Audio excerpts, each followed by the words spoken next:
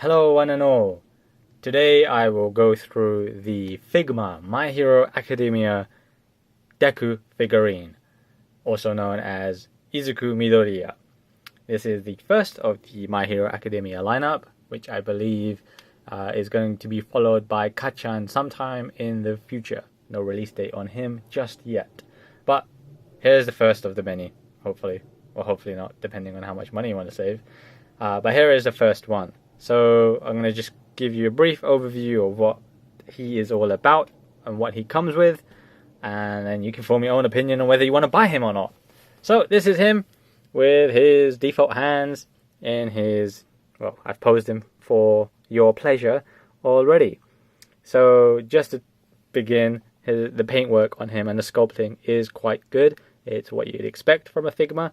They are good at what they do. It's satisfactory to say the least. All his pouch work is there with the belt buckle, and then the padding on his elbows, and then his knees. And then of course, what's quite iconic about this guy is his sneakers. So his sneakers are nicely sculpted and painted. Oh, good. So, and also let's not forget the actual face and head sculpt. The hair is really well done. It's painted really nicely with green gradients, a little bit of black as an underlay.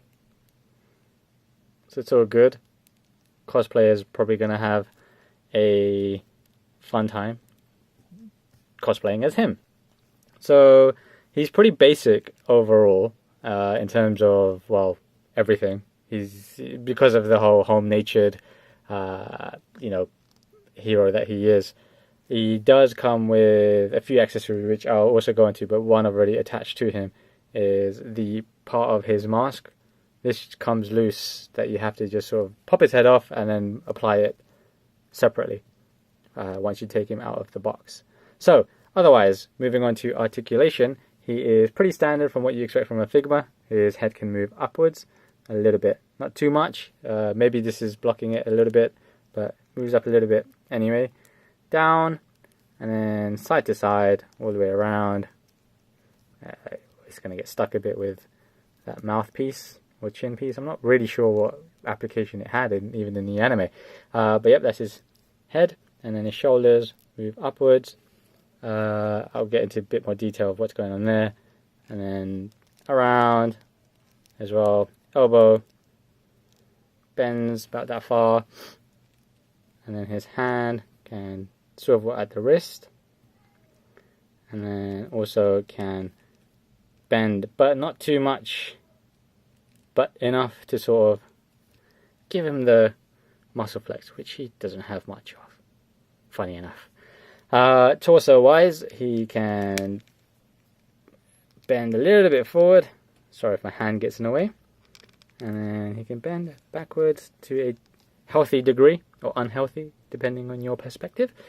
And as far as his legs go, about that far on a natural way, so which is not which is not a lot given how much he uses his legs now in the current manga storyline. And then the knees, about that much. As you can see, the padding and sculpting blocks it some ways. So, but it's enough in terms of bending backwards. So I'm fine with it, personally speaking. And then his foot, we already saw his sneaker as well. Kind of bends upwards, toe joint, all of that. Oh, by the way, yes, his calf. Oh no, ankle, if you like. It does swivel inside, as you can see. You've got a brief glimpse in there. Let's see if I'm missing anything. Oh, of course, he can twist. I mean, if a figurine can't twist, then you've got some issues, right? Yeah, that's a pretty good pose on its own anyway, if you just fix the legs, feet a little bit. But yeah, so all in all, pretty standard affair for Figma and the kind of figurine that he is, and suitable enough for the character. So no real complaints from me on it. He's quite slim, build-wise. He's quite tiny in the hand. I'm a grown man, so this is my grown man hand, and so he's relatively small. But I wanted to quickly go in and talk about the shoulder. Let's get it zoomed in a bit. So this is slightly different. I think Figma's just changed things up a little bit to benefit the actual figurine specifically, the specific figurine that they're making each time. So in this case, he's got a bit like a rubber overlaps. When you move his elbows up, shoulders will move with it.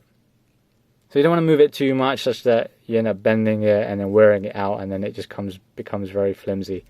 That would be my concern over these. But otherwise, yeah, it looks good. It gets the job done, in my opinion. So, all in all, that pretty much is a roundup of what Deku has in terms of articulation and all sorts. So, moving to his accessories and what he comes with. Well, not even accessories actually, but optional parts that he comes with. So, he comes with optional hands. So, 2 fists, the open hands, and then the flicky hand, which is this one. Probably should have moved the figurine so it can focus clearly on it, but yeah, that is the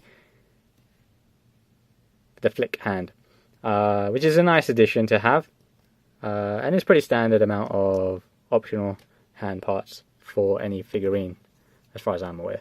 He also comes with 2 additional face plates. The first one is the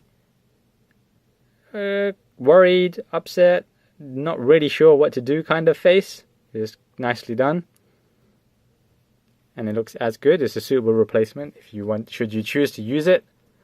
And then the second optional faceplate is the more gotta get serious. So this is pretty good once it, clears in. There we go. It's nicely painted. His eyes look pretty damn serious and aggressive, and you don't really want to mess with something like that. Apologies for the constant zooming in and out, or focus even. So yeah, those are the parts that he comes with, and then of course Figmas always come with the optional stands, which I'm not going to apply, but that's part and parcel for Figmas. I did purchase the bonus version that is exclusive to the GoodSmileCompany web store, and that comes with a bonus mask head, which completes his costume. It's moving out the way again, and this is him, the mask even. So give you a quick tour of that. So with the bunny ears as well, they're not attached, it's all sculpted on in one piece.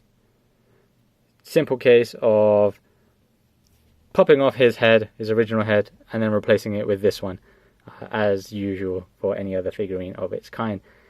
I was slightly disappointed because I didn't realize that the bonus parts from the GSC store just come loose in a simple black, piece of, just this packet on its own. I assumed it would have been packed in the box properly like a DX figurine, but it isn't. It's a separate out of the box bonus that you get. It's not a DX figurine. Don't get confused like I did. DX figurines and bonuses are different types as far as GSC seems to be, from what I've gathered as well. So that pretty much covers this figurine. There's not much more else to talk about with him. I did like it. I think it's a pretty cool basic figurine. It's run-of-the-mill pretty much in terms of design and paint. I would love to see them do a UA high school outfit. Not the one with the blazer, but the actual UA gym kit, the blue gym kit. If you guys watch the anime or read the manga, you guys know exactly which outfit I'm talking about. Now that is the one I would love to see. I'm looking forward to get Kachan sometime in the future. Hopefully they do Uraraka as well. Who else would I like to see? What's his name? The shadow guy, the bird shadow guy. I always forget his name. Even though he's one of my favorite characters, I'm so embarrassed. But yes, I'd like to see a couple of more figurines from this series. So that rounds it up for the Deku figurine. I like it. If you're a big fan of the anime, I would recommend it. You can get it from your good online import retailers, such as CD Japan, which is not where I got mine from, but you can get it from there. without the bonus, I should add.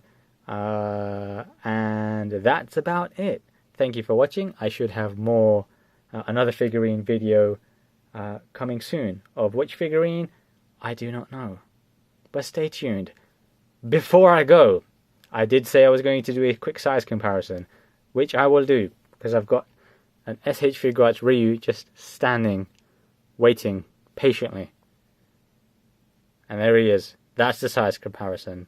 So with that, I'm out. Thank you for watching.